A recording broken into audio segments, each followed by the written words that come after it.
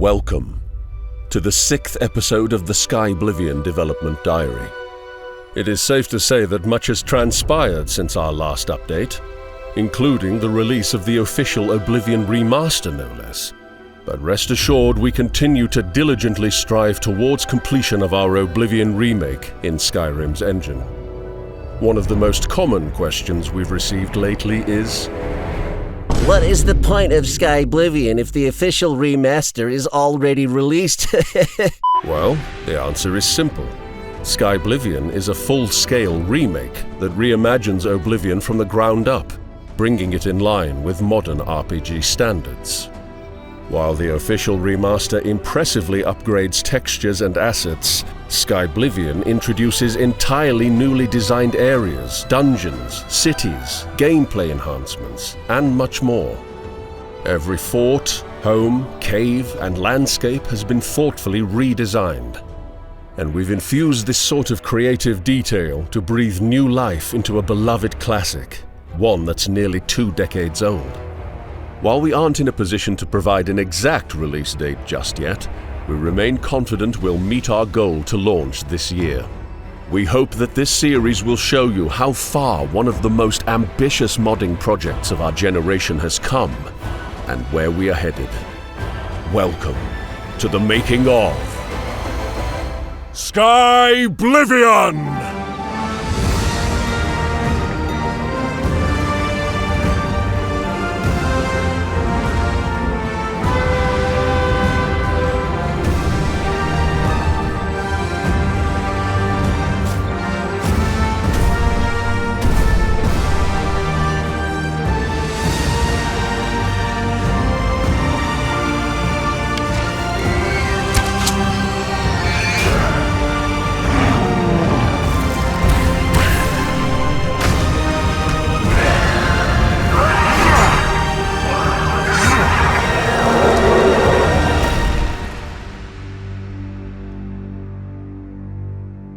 While progress has been steady, we are always looking for more volunteers to help us finish the project and get it into your hands as soon as possible. We are especially interested in modders with experience in scripting, quests, editing records, perks, NPCs or level design, or 3D artists with experience of creating clothing or plants.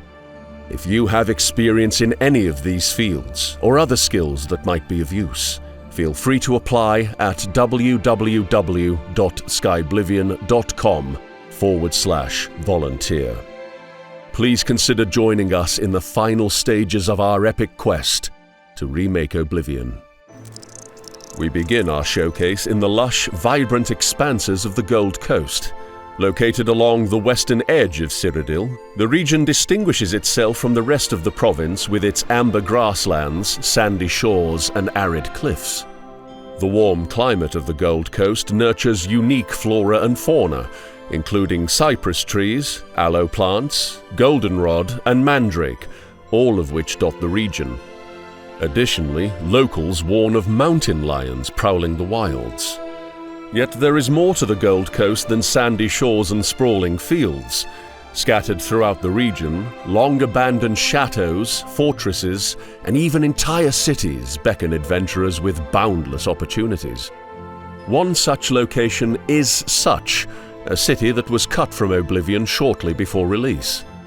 For our remaster, we've worked to return Sutch to some of its former glory, maintaining its state of decay and bandit occupation, while expanding upon it to realize what was once a thriving city, now lost to time. Most notably, Sutch now has its own patron divine at the derelict chapel of Kinnereth. Along the westernmost tip of the Gold Coast lies the City of Anvil, the seat of power for County Anvil. Known for its large harbour teeming with imported wares from Valenwood and Hammerfell, the city is, at its heart, a trading hub.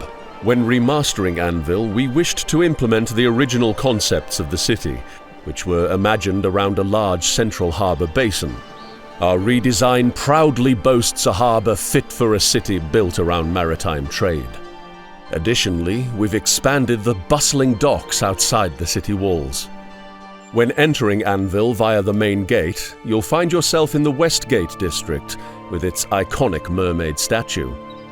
Here, you'll find shops to trade the loot you've collected on your travels, and inns that offer warm meals and cozy quarters, as well as a new open-air market and alchemy store.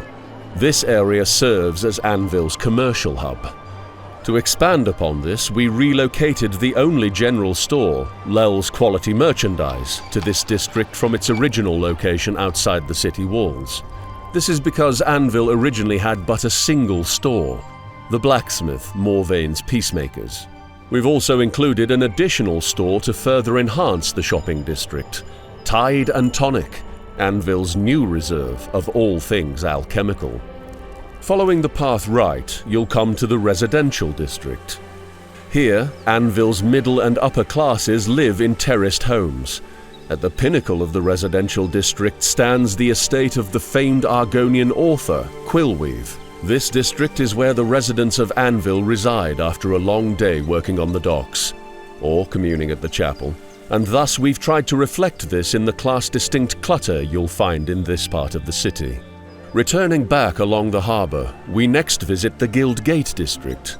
Here, one may find the headquarters of the Mages Guild, with its manicured grounds, and the Fighters Guild, with its practice targets.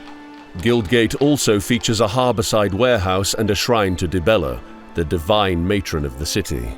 This district overlooks Anvil's inner port, where wares and supplies are boated into the city via the large ships docked outside. Here you'll be able to navigate to either end of the city close to the water's surface, with the Guildgate district looming above. Continuing along the harbour, we are greeted by the long-abandoned Benares Manor. Despite its neglect and an unsettling eerie quality, the dwelling does have the potential for majesty. Opposite sits the Anvil Supply Checkpoint, where goods and wares are inventoried before leaving the docks. The local guard barracks lie further along the main road, with its imposing structure and training yard keeping Anvil's protectors honed for the fight. Rounding out the Chapelgate district is its namesake, the Chapel of Dibella.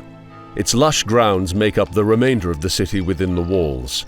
The sprawling cemetery, dotted with grave markers and tombs, is a sobering reminder of the danger facing sailors on the high seas.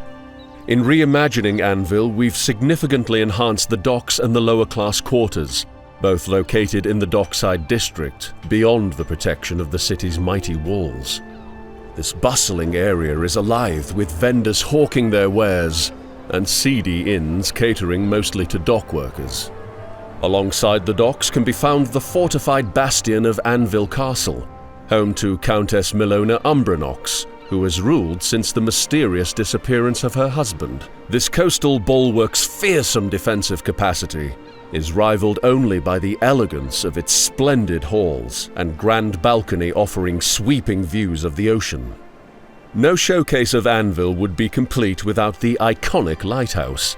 Here, on the shores of the Abessian Sea, one can view great stretches of the Gold Coast. Anvil, however, is not the only city in the region. High along the plateaus on the far eastern fringe of the region lies the smouldering city of Kvatch, devastated by a Daedric siege. We've worked to better realize the sheer scale of the destruction and atrocities committed in Kvatch. As you near the city gates, you will see its guardsmen desperately defend makeshift barricades against a relentless horde of Daedra. Yet, the horrors of Kvatch pale next to those awaiting through the gates of Oblivion. Upon entering the domain of Mehrunes Dagon, you will battle a host of new and terrifying enemies. From lowly scamps and Clanfear to the nightmarish Daedroth, Spider Daedra, Atronax, and Zivali. You are all that stands between them and the people of Cyrodiil. At the heart of each realm stands the Sigil Keep, a formidable tower that serves as the citadel of that world. Soaring above a treacherous landscape of molten lava and rocky escarpments, the hero of Kvatch must ascend the keep to claim the Sigil Stone at its summit in order to seal the Oblivion Gate and return to the relative safety of Cyrodiil. That is, if they can survive the Daedric monstrosities defending its halls. To diversify the Deadlands, which at times were repetitive and monotonous, we've formed two distinct biomes. The Burn, the prototypical form of the Deadlands seen in vanilla Oblivion, and the Sever, as seen in the Elder Scrolls Online. The Sever is characterized by constant lightning strikes from a livid blue sky, and pools of sizzling acid that dot the landscape between the ashen crags, allowing for new encounter types and unique gameplay experiences. Lastly, to further minimize the repetition of the Deadlands, we've expanded the pool of randomly selectable worlds from Oblivion's original 7 to 11. These new realms complement the 4 constant worlds tied to the main questline. If time permits before release, we hope to rework as many of them as possible to allow for greater variety when the player enters an Oblivion gate. Mehrunes Dagon's Deadlands are but one of the many unique Oblivion realms you'll encounter in Skyblivion. Some, like the vivid brush-stroked landscapes of the Painted World, or the idyllic sunset-bathed isles of Mankar Cameron's Paradise, may seem peaceful next to the barren lava flows of the Deadlands, but don't be fooled. You're not safe in any of these realms. Next, we'll show off the brutal, gruesome arenas of Attribution Share, the realm belonging to Boethia, Daedric prince of plots, cruelty, and torture. Here, you must defeat champions from every race of man, mer, and beast to escape her labyrinth.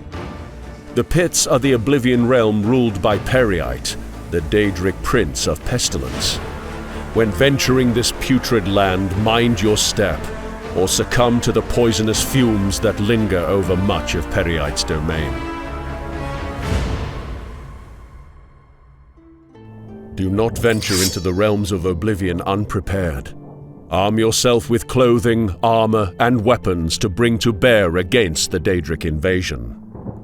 We've painstakingly reimagined every equipable item in Oblivion. In the vanilla game, most unique items are in name only, typically the same item with a stat boost or slight recoloring. We've remade unique items to be truly that, unique. Here's a look at the many weapons we've remade, many of which now have custom attacks to diversify your playstyle.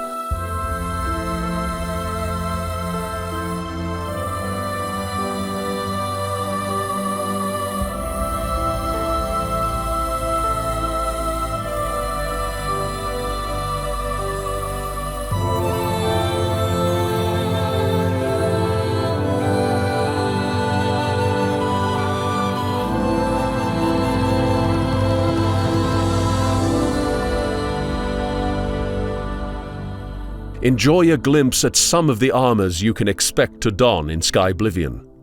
Beyond crafting each piece from the ground up, we've tailored them to accommodate the beast races, so that tails, ears, horns, and the shape of helmets themselves are taken into account.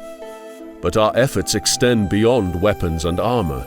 We've also reimagined the clothing and jewelry of Cyrodiil. Skyblivion is a remake of a cherished role-playing classic in a newer engine, and we aim to allow you to do just that. Roleplay any origin and character you desire, supported by the unique items we've provided. We can't wait to see the characters you create once Skyblivion releases. It has been a long road to get this far, and we are nearly at journey's end. That said, we can always use more hands to speed things up. If you are a skilled 3D artist, or you're an experienced Skyrim modder, especially when it comes to scripting, quests, editing records, perks, NPCs, or level design, please apply at skyblivion.com/volunteer. Our developer diary series also nears the end, at least until work begins on the DLC after release.